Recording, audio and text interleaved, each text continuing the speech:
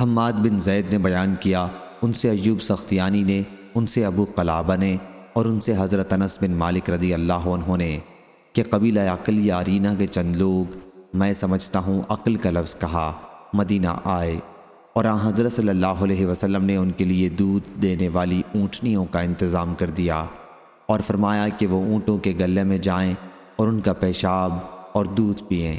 چنانچہ انہوں نے پیا، اور جب وہ تندرست ہو گئے تو چرواہے کو قتل کر دیا اور اونٹوں کو ہنکالے گئے۔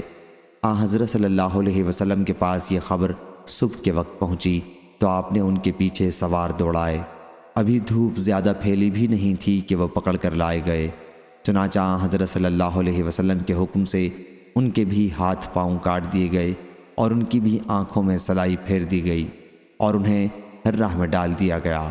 وہ پانی مانگتے تھے لیکن انہیں پانی نہیں دیا جاتا تھا۔